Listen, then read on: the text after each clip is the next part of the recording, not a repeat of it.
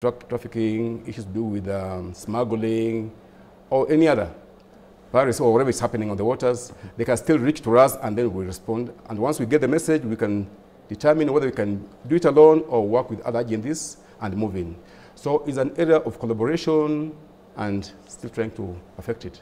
So apart from the app, is there a toll-free line that someone can use to call to reach out to you, the Kenya Coast Guard Service? We don't really have a toll-free number. We're still working on that, but we have a dedicated line that they can, people can call through, and they've been doing that. We have an ops center which is man 24/7. You can actually mention it for the sake of our viewer. With time, even as we progress. I'll fish it out. Yeah, but again, with the fisher communities, they have this special app. Just on their phones, they reach out to us and give us the information, and then we respond in real time. I'm trying to understand. You see, for the roads, at least police officers would check almost each vehicle they suspect. Yeah. Is it also the case now for the Kenya Coast Guard that when you see a boat, you have to... Perfectly so. Because it's to stop. Yes. When we are doing our patrols, the issue of inspection of boats, because they have to be regulated, they have to be licensed first and then regulated. And this is done by the Kenya Maritime Authority, the KMA. But then because as we have that enforcement function, we work with them on that, right from training them, and then they are licensed by the KMA. And then us and the KMA, again, we move into the issue of enforcement. So we usually patrol the waters, we stop, we check all the documentation, we check all the safety measures, if they're in place. If not in place, then we take action. So we do just the way the police do with the vehicles, crackdowns, we also do the crackdowns. But we start again just right from the licensing, the inspections, and the enforcement actions. Now that we are really focusing on matter security, the ferry issue, there have been issues there. One, of course, pickpocketing. In some cases, we'll even have stampedes. Yeah, we man and control. We have officers at the ferry, 24/7 again, with other agencies, ports, police, Kenya Coast Guard Service, regular police. So the ferries, again, are robustly enforced. So, especially in the coastal region, there are usually speed bikes. And do I also need a license to be able to operate it? Because in most cases, I don't need an operator. I will just hire it and ride it by myself. What is required of those who operate machineries or these motors on the Kenyan waters? By law, you need to have, you need to have a license for that, by law, and that's why we are there. What should happen is that you should have some license who's driving it, and then you can sit at the back. But if you have to do it yourself, you have to have the license for it from the KMA. So it's illegal for those who operate this speed bikes? Because that's a safety measure. That's a safety issue. It's a safety issue. Oh, interesting. Yeah, it is a safety issue. Also for those... Just like a motorbike, riding a motorbike, you have to have a license for it. So what does it take to get the license? You just go to KMA and apply for it, and then they'll test you. How long is the training? Well, it's mostly for the KMA. That's their mandate. But you can arrest someone without the license? Yes, we can arrest. So and Kenyans should be aware that there is arrests, especially operating those boats on the Kenyan waters? Yes, without licenses.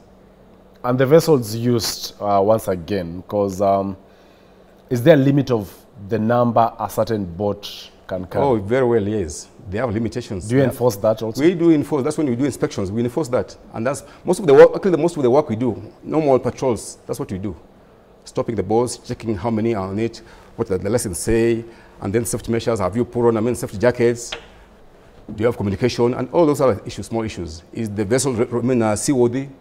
All of that we inspect and take action, depending on the position. So far, what is the compliance, in your opinion?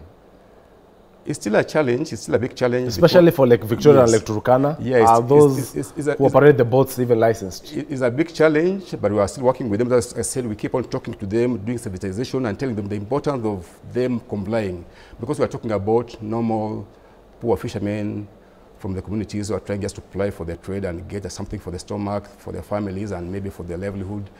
So we keep on taking a step at a time, talking to them and encouraging them and showing them the reason. And the other good thing is that the counties, they have really come in so strongly, trying to give them the grants and support them so that they can have the capacity of trying to come up. For those and then plus partners. We have national partners like the EU. They have come in so strongly again, trying to support the American embassy. So you'll find through the BMUs, they get support from the counties, from partners, and even from us, Kenya Coast Guard Service. We do support them. The whole issue of piracy. Yes. Is it a struggle? Is it the biggest challenge you're facing so far? It is a big challenge, especially to our national security. And is an area we work very closely with the Kenya Navy because they have bigger capabilities and the capacity. We work again very closely with the other international neighboring countries like Seychelles, Somalia, Djibouti, all those countries along the Western Indian Ocean. We have a framework where we work together, we monitor, we share intelligence, and we respond to those kind of threats. But for Kenya, we usually rely on the Kenya Navy on issues of piracy. So you still work closely? Very closely. We work very closely with the Kenya Navy. Because they have been there for long. They have better capabilities in terms of bigger vessels, which can move really interior.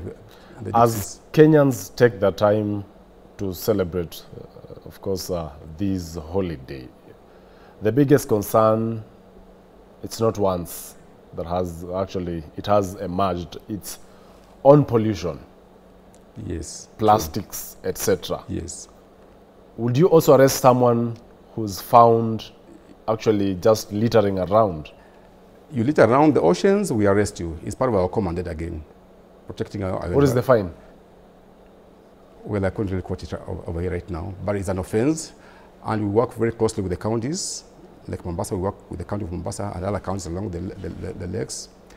We again take it through our sensitization program, talking to the communities around the waters on how to keep the beaches and the shores clean. We again engage with them, as an example, in cleanups. So the Kenya Coast Guard Service can also we go move in and do cleanups with the communities just to show leadership. Interesting. Yeah. So climate change, the rising sea levels. Yes. How are you combating that? Yeah, that's really again another threat.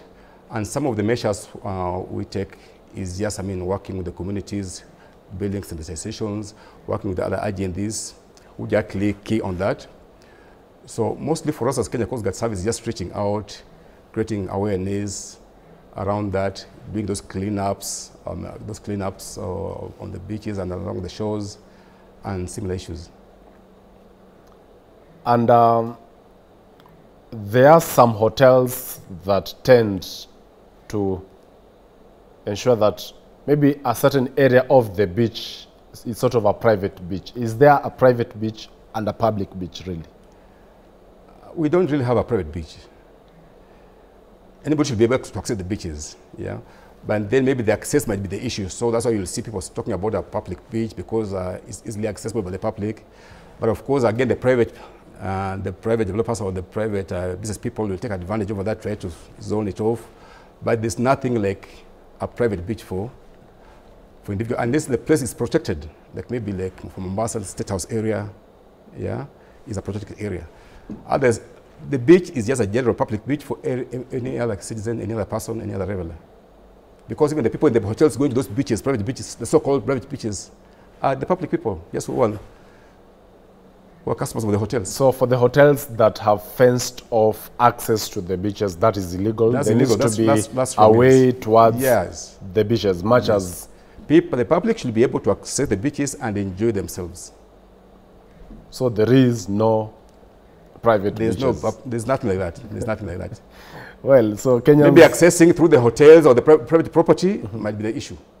But once you access from a public ingress, then, just walk around the beaches. There's no issue. And have fun. Is the Kenya Coast Guard Service leveraging on technology? Yeah, I've mentioned about an app. This app is the first, one of its own, the first one in the entire world. The first one, where we are trying to give more capacities and more power to the fishing communities. These poor people who go out there in the waters, and they can be able to report anything that they come across. So that's one area we're working on, and we're trying now to get into the space through our program of modernization, the space of drones and other capabilities like those ones. Now, you've talked about fishing. Recently, we had disputes over the territory that belongs to Kenya and other nations. For instance, in the Lake Victoria, Migingo. So far, what is the status of the fishing activities around that place? Yeah, Migingo right now is one of the best places to be right now. The communities on Migingo, the Ugandans, you have Kenyans, from Burundi, Tanzania, they are living harmoniously on that. Because what we did was, as Kenya, we took their officers from Kenya Coast Guard Service, from the Kenya Police, and the Ugandans, again, they have their officers over there. But so what we do, we just keep on talking to each other, trying to diffuse conflicts, and building consensus on general issues. When our fishermen are arrested in the Ugandan waters, and we are informed, we just talk to our counterparts in Uganda, we negotiate, and they are released. Most cases, and this is very serious instances. Most of them, they are released and they come back. So these negotiations include offering them money? No. It's not even at their level. It's at the level of, officer government to government, through the Kenya Coast Guard Service and the local, officers from the national administration based in those areas, talking to their counterparts, because they have those routine engagements between Kenya and we have a standing engagement between Kenya and Uganda, just on the issues of our maritime border. So when there's any tension or any conflict, it escalated to us, and then we talk at a higher level, and it's diffused. So right now, Migingo is a very quiet place, it's safe. Normal issues, normal challenges of maybe criminality or just those normal issues, but we handle them. No tensions in regard to issues of territorial boundaries, no. Terrorism? Terrorism, we just keep on monitoring, especially on the upper side of towards Somali. We share intelligence with all within the country and with other neighboring countries about it. So just keep the watch and share intelligence. So, for instance, I'm trying to imagine at the coastal region, where there are foreigners. Is it still proper for a Kenya Coast Guard officer to request identification from anyone they suspect? Of course, yes.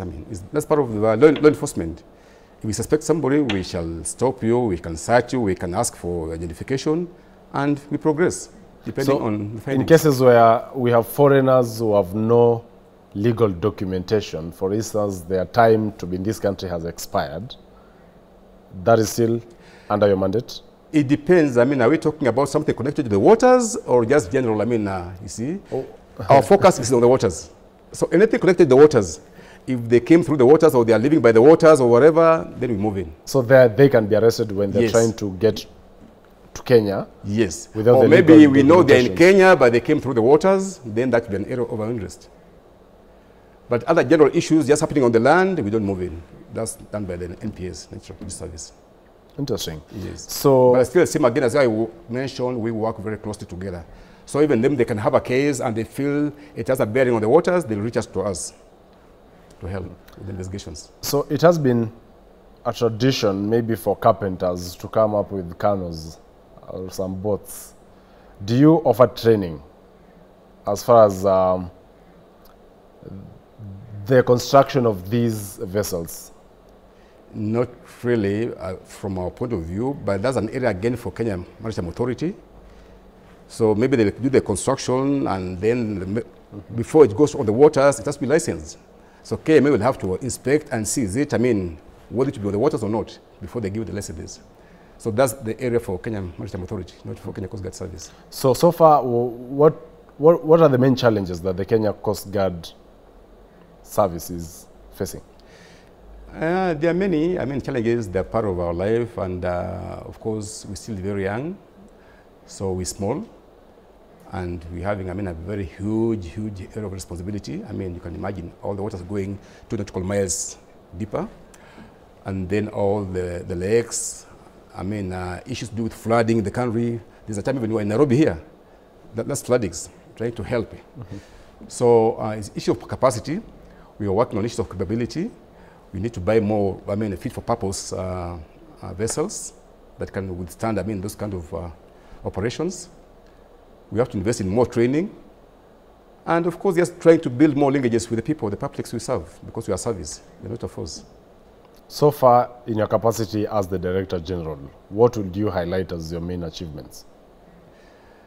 Well, we've had numerous so far, but there's just one I'll talk about.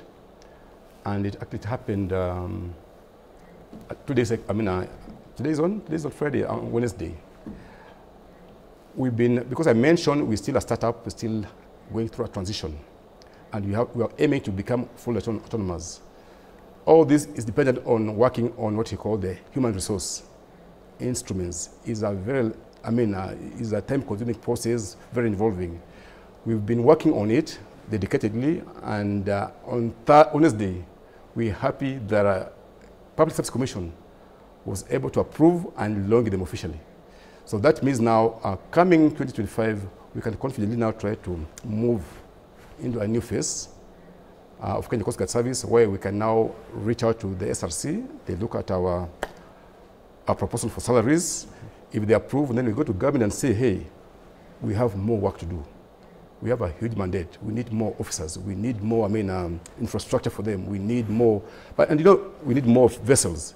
And we cannot have this without having the officers. So we need to recruit. And recruiting means we had to work on those instruments. It was so involving, it was so tough, but then the milestone was achieved on Wednesday, and we're so happy about it.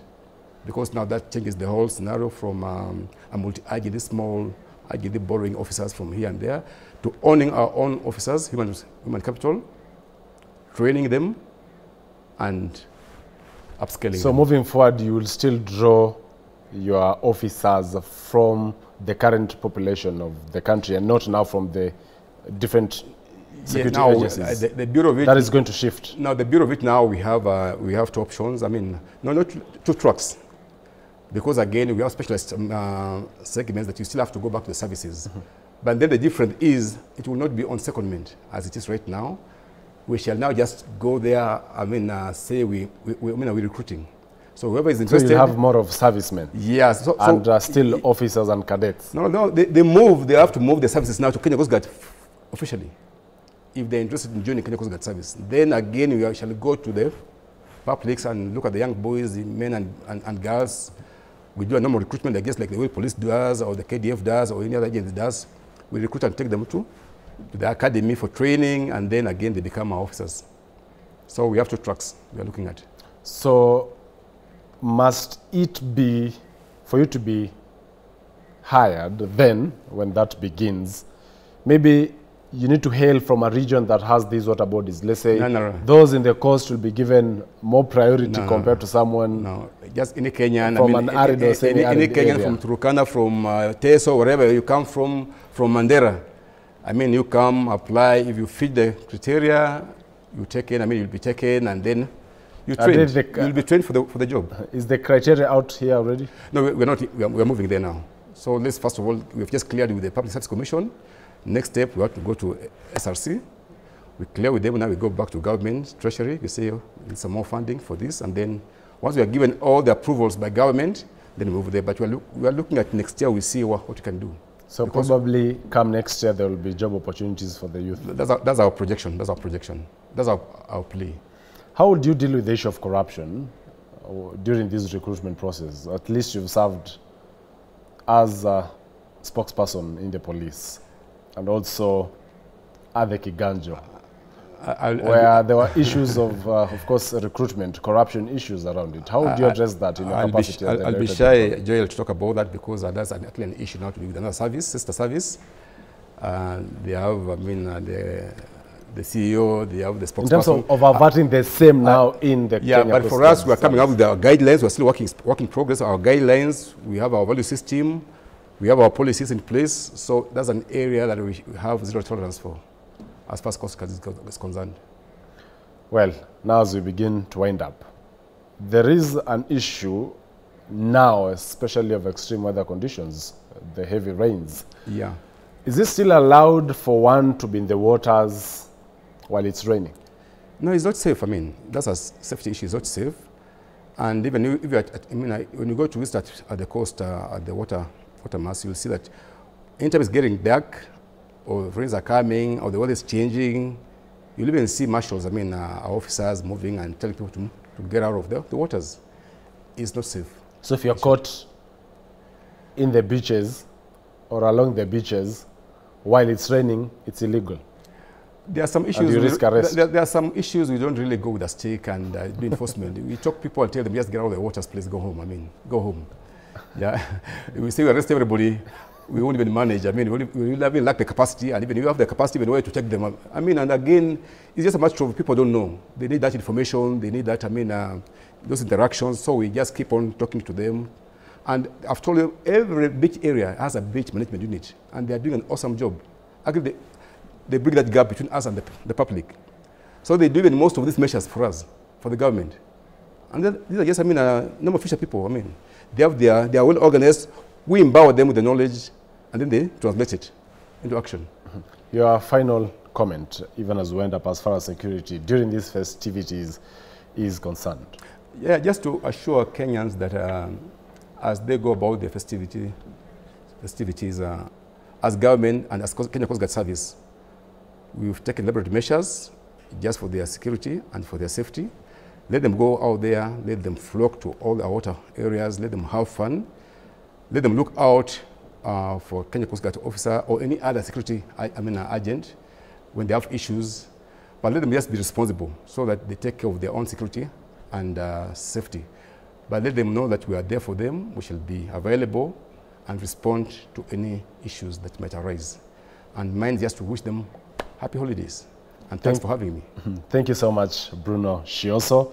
He is the Director General of the Kenya Coast Guard Service, speaking to us on the whole issue of security during these festivities. And he has actually warned those operating vessels on the Kenyan waters without the required permits, they risk arrest. It has been a conversation once again with Bruno Shioso, Kenya Coast Guard Director General. Thank you so much for getting time this morning. Up next, I'll be joined shortly by Embakasi North Member of Parliament, Honorable James Gakuya, Jackson Ngoima, and Mark Chakara. Both are political analysts. To keep the conversation going, we'll be highlighting now on the whole issue of the cabinet reshuffle. We'll take a short commercial break. We'll be right back with that conversation.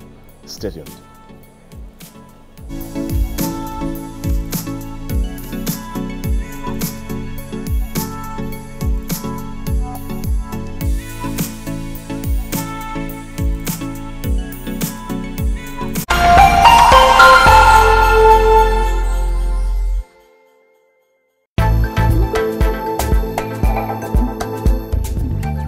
We interrupt this program to bring you some breaking news. Meet the team of undercover teenage spies working for a fictional version of the secret intelligence agency known as the MI9.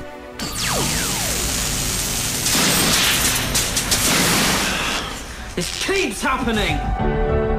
They had to strike a balance between school life and their job as secret agents. First day back at school and we're gonna be late. Shh. MI High. Every Saturday from 10 a.m.